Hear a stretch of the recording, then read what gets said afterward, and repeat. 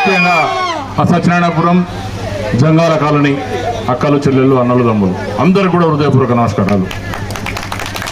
కాంగ్రెస్ ప్రభుత్వం వచ్చినాక ఏం చేసింది, ఎట్లా మోసం చేస్తుంది, ప్రజలందరికీ ఎట్లా అన్యాయం చేస్తుంది మిత్రులందరూ చెప్పారు. మీరు ముఖ్యంగా ఇప్పుడు శారదను ఎందుకు గెలిపించాలి, మీరు ఒక్కటే నిమిషం ఆలోచించండి. వాళ్లకు కనీసం 23వ వార్డులో ఉండే ఒక ఆడపడుచు కౌన్సిలర్గా పోటీ చేసేదానికి దొరకలేదు. మరి ఎక్కడో బయట తీసుకొచ్చి పెట్టినారు, పెట్టచ్చు నాట్లా. మరి ఏం చేయాలి మీరందరూ? కాబట్టి మీరు ఒక్క సెకండ్ ఆలోచించుకొని బయట వ్యక్తులు ఉంటే ఎట్లా ఉంటుంది. ఇప్పుడు ఇక్కడనే కాదు 22 వాటిలో కూడా బయట నుంచి తెచ్చిపెట్టారు. ఆల్రెడీ మీరందరూ జనమందరూ పాలేరు జనమందరూ కూడా ఒక 2.5 ఏళ్ల నుంచి అనుభవిస్తున్నారు. బయట వ్యక్తులను ఎమ్మెల్యేగా గెలిపించిన తర్వాత ఎట్లా ఉన్నారు, ఏం చేస్తున్నారు మీరందరూ కూడా తెలుసు. మేము చెప్పాల్సిన పని లేదు. మీ అందరూ కూడా మీకు అర్థమై ఉంటుంది ఈ పాటికి బయట వ్యక్తులని గెలిపిస్తే ఎట్లా ఉంటుంది అనేది. ఇప్పుడు ఫర్ ఎగ్జాంపుల్ ఇప్పుడు ఈ జంగాల కాలనీకి కానీ మీ సత్యనారాయణపురానికి కానీ నేను కొన్ని 100 సార్లు వచ్చుంటాను. ఈ సత్యనారాయణపురంలో మీ ఇక్కడ కూడా రోడ్లన్నీ మ్యాక్సిమం మేమే వేసినాం, నేను వచ్చిన తర్వాత వేసినాం. మీ దగ్గర జంగాలు మొత్తం రాష్ట్రం అంతా తిరుగుతుంటారు.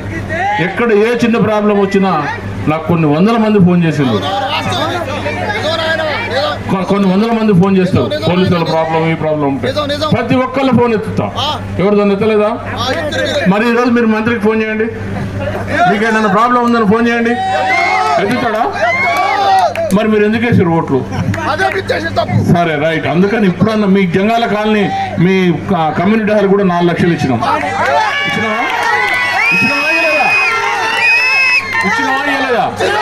ఇచ్చినాం కదా. కాబట్టి మనం ఖచ్చితంగా మన శారద గెలుస్తుంది. శారదని కౌన్సిలర్గా కాదు, మీరు ఇంకా ఉన్నతమైన పదవిలో చూడబోతున్నారు. ఖచ్చితంగా శారదని మనం అందరం కూడా మొత్తం మున్సిపాలిటీ 32 వార్డులల్లో శారదని మ్యాక్సిమం మెజార్టీతో, మంచి మెజార్టీతో గెలిపించండి. ఆమెకి ఇంకా మరి మంచి పొజిషన్ వచ్చినట్టుగా తప్పకుండా చూసుకుంటాం. మీకు ఒక చిన్న ఎగ్జాంపుల్, ఇప్పుడు ఇక్కడ మీకు ఎందుకు ఇచ్చారు, మీరు ఎక్కడో బయట నుంచి తెచ్చి టికెట్, ఇక్కడ లోకల్ వాళ్ళకి పైసలు లేవని వాళ్ళైతే పైసలు పెట్టుకుంటారని. శారద దగ్గర పైసలు ఉన్నాయా? రమేష్ రెడ్డి దగ్గర పైసలు ఉన్నాయా? మరి మనం ఏం చేసినాం? మనం పెట్టుకున్నాం కదా. మన అమ్మాయి మన వాళ్ళు కావాలి, మనకు జనం నుండి అమ్మాయి కావాలి, జనానికి సహాయం చేసే అమ్మాయి కావాలి. సహాయం అంటే ఒక పైసలే కాదు, ఏదైనా అవసరం వచ్చినప్పుడు, ఇబ్బంది వచ్చినప్పుడు ఎమ్మటి నుండి పక్కన ఉండి చూడగలిగేటోళ్ళు, సహాయం చేయగలిగేటోళ్ళు.